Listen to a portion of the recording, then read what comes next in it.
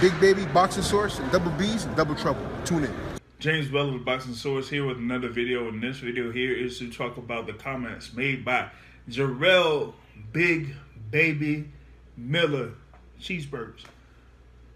He told the people in behind the gloves that he would have beaten down Anthony Joshua if they fought at Madison Square Garden on June 1st, 2019. We know the story about Jarrell Miller at that time. He was slated to fight Anthony Joshua for the WBA, IBF, WBO heavyweight championships there June 1st, Madison Square Garden.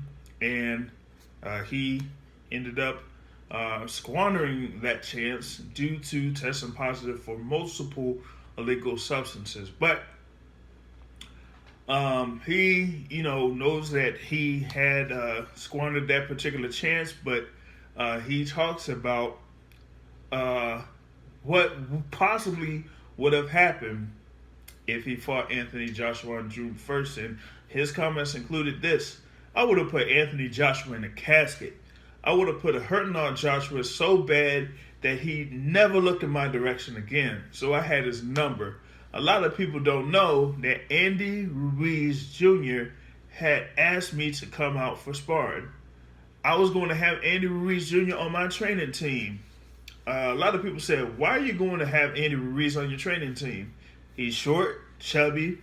He's a different fighting style. He's a fighting man, and he's a good inside fighter. He throws combinations and has fast hands. He's not a great outside fighter. He also said Joshua tried to mix it up with Andy, and he cracked his behind. If Joshua had fought me, I would have put way more hurt on him. He would have been a sitting duck. And he doesn't have better legs than me, and he doesn't have better hand-eye coordination than me. He doesn't come forward like me. I'm a bull.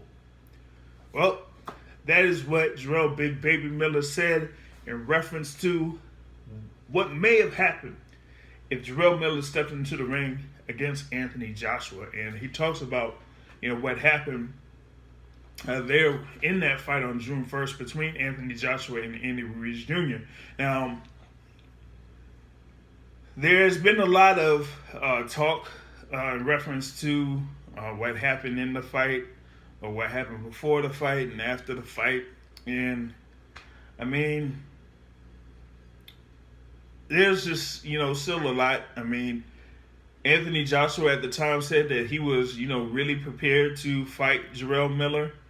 And then when Jarrell Miller was taken off, that his overall motivation was down or something like that.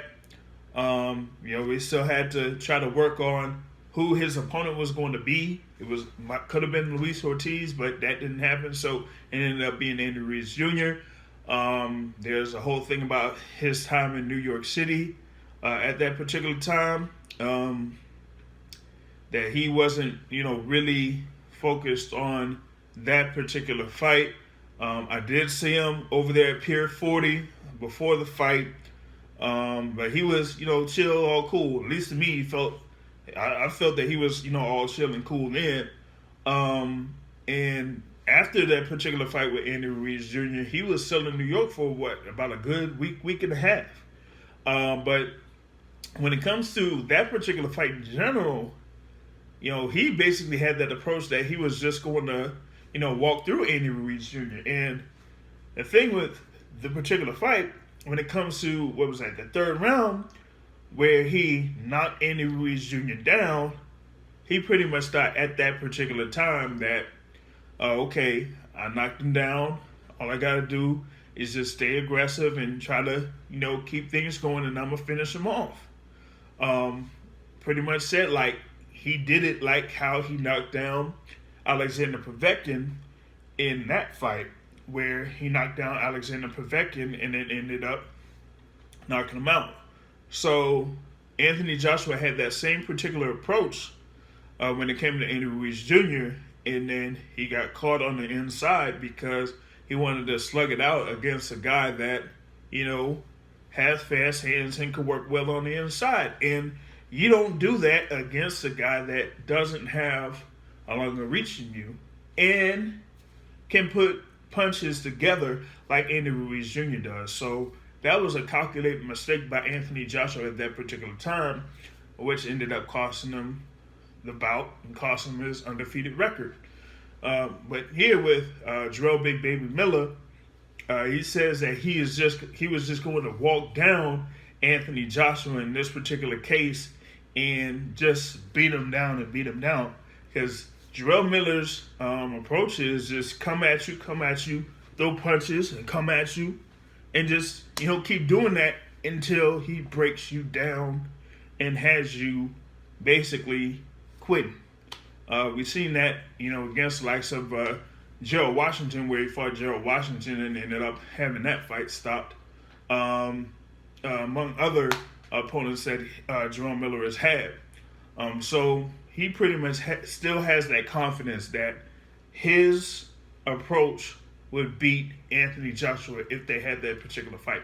Now we have Jarrell Miller currently signed with Top Rank Boxing, and for me, it's going to be interesting to see what Jarrell Miller's fight is going to be once everything gets back up and running, because Top Rank has their list of fighters in the heavyweight division, not just Tyson Fury, but you have Jarrell Miller, you have Oscar Rivas that's there with him, and you have Carlos Takam there that's with him as well. I think Tony Yoka is with Top Rank or under Top Rank, and we have Pulev that's slated to fight Anthony Joshua, as that is the IBF mandatory defense. So Jarrell Miller has a good amount of options for fights that could get him up into that particular level to where he could later on get that chance to fight for a world heavyweight championship. That's why I got in reference to this particular topic. You can subscribe to the Boxing Source here on YouTube, or catch the podcast live Sundays, 7:30 p.m. Eastern Time on Blog Talk Radio, or catch the podcast on iTunes, Google Podcasts, Spotify, Anchor.fm, or whatever your favorite podcast app is. On that note, folks, I'm out. Peace.